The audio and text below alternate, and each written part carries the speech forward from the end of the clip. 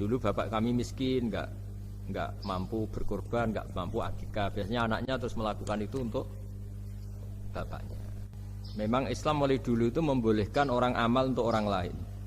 Jadi dulu ada orang, ya Rasulullah, orang tua saya ini sudah sepuh, beliau sangat ingin haji, tapi kalau haji nggak bisa karena sudah tidak bisa berkendara unta.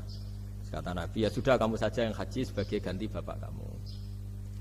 Sehingga idza mata ibnu adam in qata amalu itu termasuk anak yang soleh, sedekah dan apa. Memang mulai dulu Islam itu ada beberapa hal yang amal itu bisa diamali pada orang lain. Awaladin sholihin yatullah, terus adalah beberapa.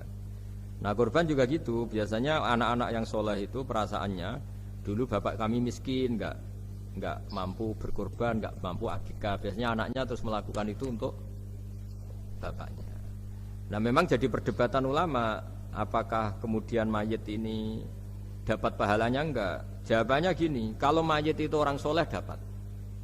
Kalau enggak soleh, itu kemungkinan dapat kecil. Misalnya gini, ada mayit yang zaman hidup itu antipati ngamal.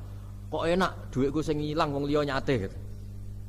Dia mentalnya mental kikir yang beranggapan kok kenaan tetangga kami, uang kami yang habis, orang lain yang nyate.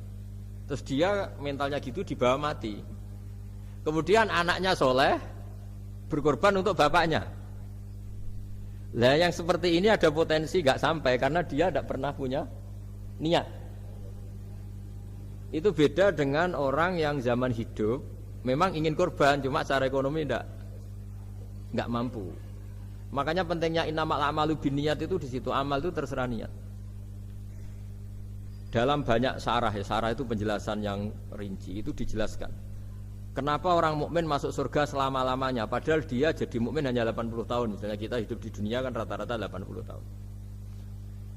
Karena dia berkomitmen andikan hidup 1000 tahun juga tetap mukmin, andikan hidup 2000 tahun ya tetap mukmin, tetap sholat. Setiap orang sholat perasaannya gitu. Andikan kita hidup 2000 tahun juga tetap seperti ini kan, ya tetap sholat, tetap. Nah, sehingga karena niat itu dia diganjar surga selamanya. Karena dia bayangkan andikan di dunia selamanya juga akan iman selamanya. Nah, orang kafir juga berkomitmen gitu, yang belum rubah maksudnya. Kalau dia hidup ya akan kafir terus. Ya, makanya dia kafirnya 80 tahun, misalnya hukumannya juga neraka yang lama sekali karena. Nah, kira-kira itulah.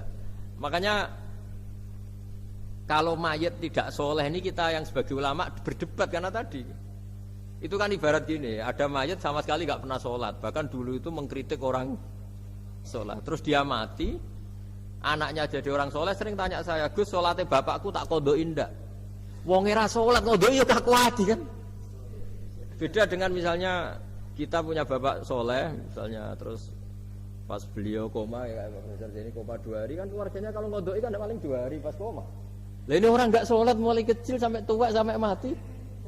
Anaknya sholat tersiksa, anak saya tak kodok ikan. Lah bapakmu sholat boten. Wah ya kesel gue. Sudah kesel, orang ini nggak pernah berkeinginan sholat. Kan beda dengan Nyun Sewu ibu saya atau bapaknya Mbak Ova. Memang ibu saya ya tidak sholat tuh karena sudah koma atau sudah apa, sudah banyak alat-alat medis yang terpasang. Ini cara ngodoi jumlahnya ya jelas. Dan sumbut karena memang beliau andikan sehat komitmennya juga sholat. Nah ini yang orang kadang salah kaprah, bisa enggak amal sampai mayit? Sebetulnya di dunia ulama perdebatannya bukan masalah sampai tidaknya, mayitnya ini siapa? Gitu. Kalau mayit ini soleh jelas, dawuh Nabi man sanna sunatan hasanatan falahu ajruha wa ajru man amila biha ila yaumil qiyamah. Orang baik kemudian mengajarkan kebaikan pasti dia dapat investasi kebaikan itu. Dan siapapun yang meniru dia dapat sahamnya. Itu nggak ada perbedaan antara NU, Muhammadiyah, Wahabi, semuanya sama. Yang debat itu yang nggak paham. Tak jamin itu yang debat itu yang nggak paham. Wong hadisnya jelas sahih apa? Siapa yang mensyariatkan kebaikan, kemudian kebaikan itu ditiru oleh orang setelahnya, maka dia akan dapat kebaikan itu dan kebaikannya orang yang meniru itu. Itu kan hadis, semoga nggak ada perdebatan sama sekali.